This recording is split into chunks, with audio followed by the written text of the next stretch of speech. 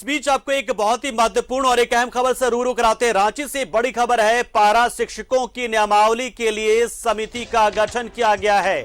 शिक्षा मंत्री जगन्नाथ महतो के निर्देश पर यह गठन हुआ है। 23 अगस्त तक ड्राफ्ट तैयार करने को कहा गया है।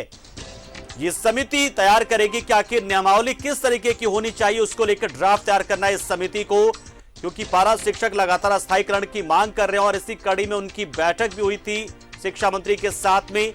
तो उनकी नियुक्ति यानी कि उनकी जो स्थायीकरण की मांग जो चल रही है, उस स्थायीकरण आखिर हो कैसे, जो एग्जाम होगा वो किस तरीके का हो, इसी को लेकर इस समिति का गठन किया गया और इसमें 23 अगस्त तक ये समिति ड्राफ्ट तैयार कर सरकार को देगी, शिक्षा मंत्री को देगी और फिर इस मामले में सरकार थोड़ा और आगे बढ़ जाएगी। लेकिन कम से कम पारा शिक्षकों से जुड़ी एक बड़ी खबर है ये, और ये एक सकारात्मक पहल की ओर शिक्षा मंत्री का कदम है।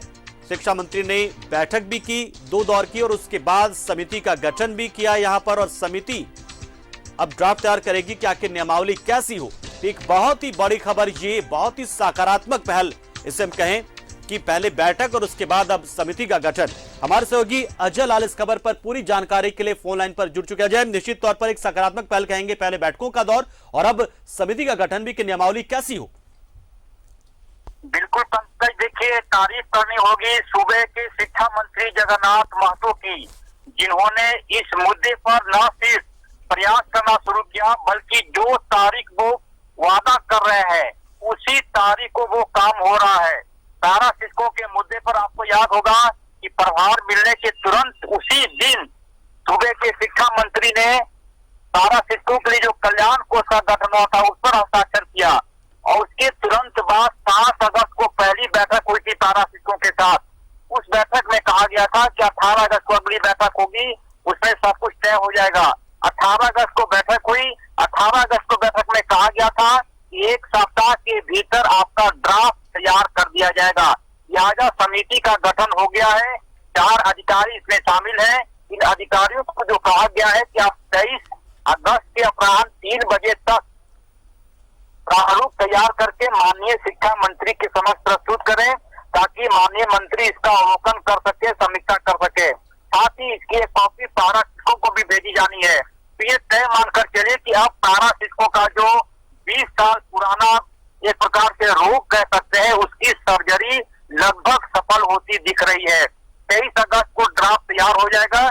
उसके बाद आपत्तियों का निपटारा होगा कि पारा शिक्षकों की तरफ से कोई ऑब्जेक्शन तो नहीं आता है या फिर विभागीय मंत्री कुछ ऐड तो नहीं करवाना चाहते हैं, क्योंकि बिहार का जो प्रारूप है यदि उसे हूबहू लागू किया जाएगा तो जो आकलन परीक्षा होगी उसमें फेल होने वाला पारा शिक्षकों को नौकरी से हाथ धोना पड़ेगा। जगन्नाथ महतो ऐसा नहीं चाहते। लिहाजा 23 अगस्त को शाम 3 बजे जब ड्राफ्ट मंत्री जगन्नाथ महतो के पास आएगा, पारा शिक्षकों के साथ फिर वो बैठेंगे, क्या कुछ ऐड करना है, किसको निकाला जाना है, और ये जब स्वीकार हो जाएगा तो ये झारखंड का अपना ड्राफ्ट कराएगा पंकज। तो अच्छी बात है कि शिक्षा मंत्री जगन्नाथ महतो ने न सिर्फ इनिशिएटिव लिया बल्कि वो टालने के मूड में नहीं है। अभी भी हमारी उनसे बातचीत हुई, आपसे बात करने के थोड़ी देर पहले उन्होंने कहा ये पुराना मामला था और हम लोग जब सरकार में नहीं थे तब हमारी चुनावी घोषणा पत्र में था।